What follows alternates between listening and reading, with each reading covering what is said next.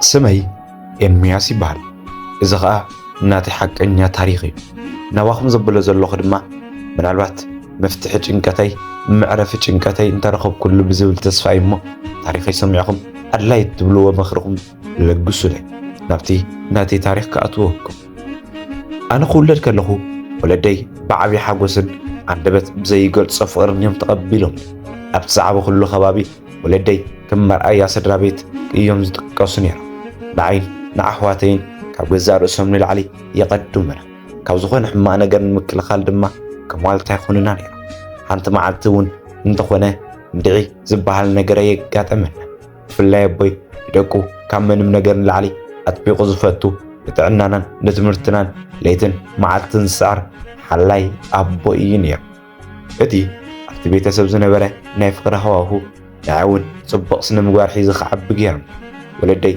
زريني سنة أبنت أوشتي تقريز أسدازنا بره أنون كبرعن كولدن كلخو وعطم كخونية زمنانير البحرياتي زغرزو أدي كولدي زرخوكو رهرهن حلافنتن أبيوتي صوتي لما عقات أمز فتر أزديس ترقاقه نستدروز نبرد رفوع سرحتنياني ينير وعلي حدا دلدل سبيه زريان ينير أبصر حيخون عم محبراوي هوتي كل سب بأخبرتي زتمتنن ينير كم إرمياس زبالة تأمان سبيله إنات تبهاركو بلا سلو خلقو عوشتي عبي خرعاتي سمعنن ينير نبعلي ونن تخونه كابت ولدي زعبيد مسبر وزيه نحلنا يزغصف نجر كجبري لحسيوية يفلت يتي نعمتات زهانس كون من النتجن وحنت زي تصبح هو في السماء كنا وتجمر تقول لسوز فلطة تنكر إرمياس أو وش تزحوا أجابن حيزو كملالس كجمريلو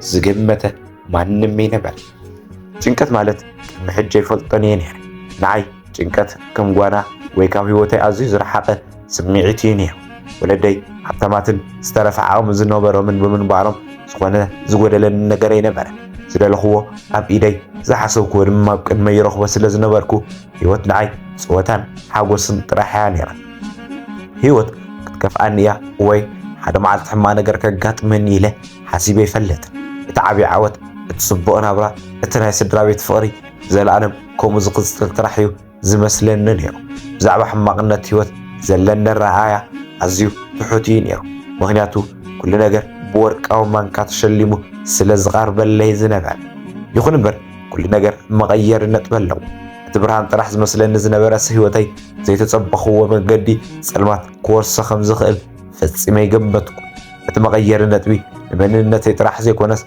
نتي نعمة الزهانس كو ما سلام علمون ملو زفرس فصامين يرو كدمي سدرا بيت من مسراتي زنبال كو هيوت ما نمسمغنين يرو زنبال نصبعين السبات زنبال نمكررامن وكل سب يفتون نبر كم حستي حلفو حبيت ولدي بتعمي وصفتون نير أبت سفرك حلف قال له كواسك إرمياس مثلنا زي بالشماغل لي نبر هذا معلتي هذا كابتن قراب تنازنو ورا أرجاوي أبو دقاف كوفي لهم نهلو تصوع نما أنت إرمياس ودي بس كنا أبز غرب بل في الشغل قريبة سلام مسبلكم كم يلا خودي ولد خاص كم يزبل ورك يا وليدو بس خابكون عنا عبيتي كم قال عزي كونس كم حاولنا أخذ قربنا إذا تحت النغا نمساي هو كعبي بركة خون الكاي إلى مرقني قريبة معستيون انتخونو أبزخون بوتا بزاي عباي خون يدلين نير حدا خبط من كروا عرفتي سنبرا سامي إلون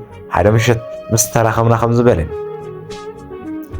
إرمياس حدا زيكو يجرمني بخم يا خمس كل سب معرض اختلا برتخل كاتو تحوت عام زلوه كسبت زل على هفتام كل سب نعاق يزبرز بحكي هوت كما غنيتي أنا لما الناس حاكو سامع عركي فقرن دهاليوكو كل غليليو ولدي زمهارني نسبك فتو ترحي إلى ملس كله شعوان هيوت صبوت سقطات راحات ترئين نيرا ما نبسب ما أتمني ويتزاري بيفلت كل سب إرمياس خمر أخلص كم يزبل سدرابيتكم نصرتيو إنها بلي من اللي نبر أنا ون أتي استجبر اللي سرنا يتمنيتون نمجبر دلوين نيرا تقول سبزر نغاز نبر بحرياتي صباح نجوه نبتزي تصبح وتصنما تغيري لكن حسيبه فصيمي فلت النبركو ولدي باي زنوبر امنت وسن الوين إرمياس عبي هايو حلفنت كم يخيل ዝብል ጽኑዕ እምነት ስለ ዝነበሮም ናይ ስራሕ ሓላፍነቶም ቀልጢፎም እዮም ናብ ኣይደብሩ እዮም። በዚ ምክንያት ድማ ኣብቲ ናይ ኣቦይ ፋብሪካ ከም ማናጀር ኮይኖም ስራሕ ጀመርኩ። ይዝክሮ እዩ እታ መጀመርያ ሓላፍነት ዝተረከብኩላ መዓልቲ ኣቦይ ናብቲ ቤት ጽሕፈት ኣትዩ ኮፍ ምስ በለ ወዲ ኤርምያስ በለኒ ብዓይኒ ፍቕሪ እናጠመተኒ እዚ ፋብሪካ እዚ ንዓመታት ብደመይ ዝሃነጽኩ እዩ።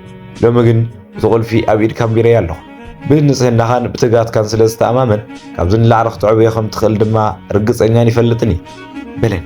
ኣነ ድማ ብሓጎስን ብትሕትናን ኣይትሕሰብ ኣቦይ እቲ ዘረኻኒ መንገዲ ከይሓደኩ ብተኣማንነት ከግልግል እየ ኢለ መለስኩሉ። ካብታ መዓልቲ እቲኣ ጀሚሩ ህይወተይ ናብ ካልእ ናይ ስራሕ ዓለም ተቐየረ። ኣብቲ ፋብሪካ ዝነበሩ ሰራሕተኛታት እውን ብሓጎስ እዮም ተቐቢሎም። ሓደ መዓልቲ ሓደ ካብቶም ዝጸንሑ ሰራሕተኛታት ከም ዝበለኒ ጋሽ ኤርምያስ ብሓቂ ኣቦኻ ዕድለኛ መብዛሕትኡ ግዜ ሃፋትም ደቆም ብናብራ ዓብዮም ስራሕ ኣይፈቱን እዮም። ንስኻ ግን ቅድሚ ኩሉ ሰብ ተሲኻ ኣብዚ ፋብሪካ ክትመላለስ ምርኣይና ዓብዪ ትምህርቲ ኢና ዓና በሉ። ኣነ ድማ ብሓቂ ትንኩር ሰራሕተኛ እየ ነይረ። ንኩሉ ነገር ጥንቃቐ ዝከታተል ነይረ።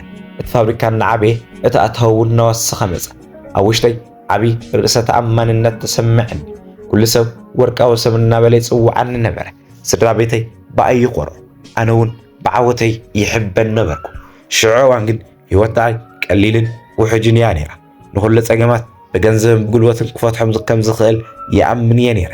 እቲ ንዓመታት ዝተኣማመን ኩሉ ጥንካረይ ግን ሓደ መዓልቲ ንዓይ ተመሊሱ ፈተና ክኾነኒ ኢለ ፈፂመ ገሚተ ይፈልጥን እየ።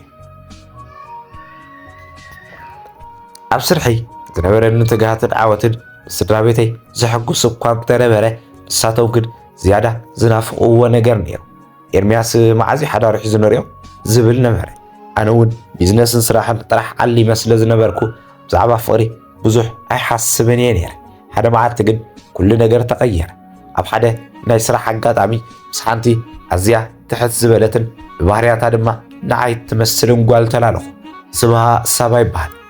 ሳባ ኣብቲ ምስ ፋብሪካና ዝርክብ ዝነበሮ ትካልያት ትሰርሕ ነይራ።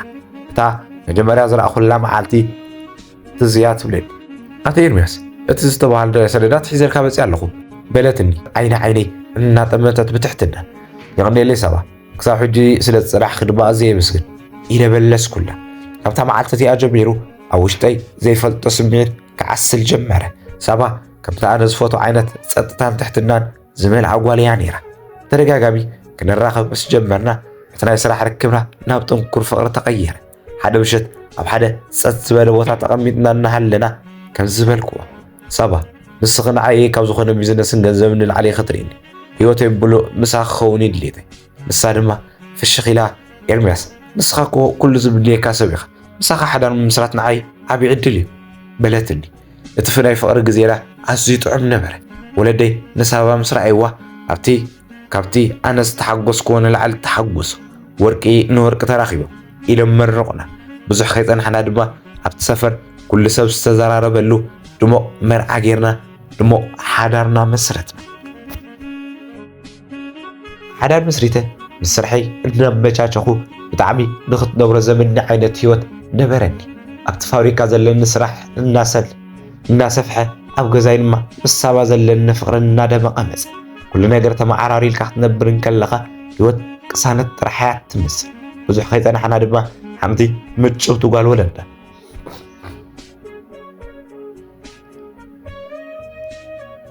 ንሳባ ኣብ ሆስፒታል ሒዝያ ክመፅእ ከለኹ እታ ህፃን ኣብ ሕቑፈይ ኮይና ክሪኣ ከለኹ ኣብ ውሽጠይ ዝተሰምዓኒ ስምዒት ቃላት ኣይክገልፆን። ናተይ ደም ናተይ ስጋ እናበልኩ ክስዕማ ከለኹ ንዓለም ብምልእታ ዝተዓወትኩ ኮይኑ ዝተሰምዓኒ። ሽዑ እዋን እታ ጓለይ ንዓይ ናይ ህይወት ብርሃን እያ ነይራ። ንዓኣ ዝኸውን ኩሉ ነገር ንምምላእ ካብ ዝኾነ እዋን ንላዕሊ ክሰርሕን ክጋደልን ጀመርኩ። ወለደይ እውን ኤርምያስ ዓብዪ ሰብ ኮይኑ ሓላፍነት ተረዲኡ ስድራ ቤተይ ዝተማቕል ኣሎ እናበሉ ብዓብዪ ኩርዓት ይምስክሩለይ ነበሩ። ይኹን እምበር ድሒሩ ዝመፅእ ጭንቀት ንባዕለይ እውን የፈልጦን እየ ነይረ። እቲ ኩሉ ሰብ ዝቐርኣሉ ናብራይ ቀስ እናበለ ዝመፀ ድበና ይጋርዶ ከም ዘሎ የስተውዐልኩ። እቲ ናይ ስራሕ ፀቕጢ እቲ ዘይተፀበኽዎ ናይ ኣእምሮ ውጥረት እናወሰኸ መፀ። ኣብ ውሽጠይ ዘይፈልጦ ባዶነትን ስክፍታን ክስማዓኒ ጀመረ።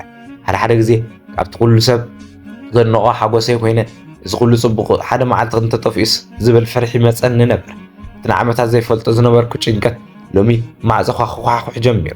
ማዕፀይ ክኳሕኩሕ ጀሚሩ እቲ ብጣዕሚ ዘፍቅራ ጓለይን ዝተመቻቸወ ህይወተይን ናብቲ ዘይተፀበኽዎ ናይ ህልና ቅልውላው ክወስድኒ እዮም ኢለ ፈፂመ ገመትኩን እያ ግን ከዓ ወሲድን ኣነ መስተ ዝበሃል ነገር ሰተ የፈለጥኒ ህይወተይ ብስነ ስርዓት ዝተሓፀረ ነበር ካብ ስራሕ ወፃኢ ክወፅእ እንተኮይነ ምስ ሰበይተይን ጓለይን ጥራሕ ኮይና ተዘናጊዕና ንመለስ እዚ ዓርከይ እንዳበልካ ምስ ሰባት መውዓልን ስኽራንን ፈፂመ ይምችወንን ነበረ ንዓይ እቲ ዝዓበየ ዕረፍተይ ምስ ስድራ ቤተይ ምዃን ጥራሕ እዩ ነይሩ ግን ሓንቲ ሰራብ መዓልቲ ኩሉ ነገር ተገላባበጠን ጓለይ ጓል 15 ዓመት ዝኾነትሉ ግዜ መሓስተይ ፕሮግራም ኣለና ኢሎም ኣፀቢቖም ስለ ዝለመኑኒ ምስኦም ከምሲ ገበሩኒ ካብቲ ልሙድ ወፃኢ ኣብቲ ምሸት ብጣዕሚ ሰተኹ ምቁፅፃር ክሳብ ዓርሰይ ምቁፅፃር ክሳብ ስእን ደረጃ ሰኺረ ናብ ገዛይ ከመለስኩ ገዛ ፀጥ ኢላ ነበረት ሰበይቲ ሳባ ንወለዳ ክትጥይቕ ከይዳ ምባራ ኣብ ገዛይ ነበረት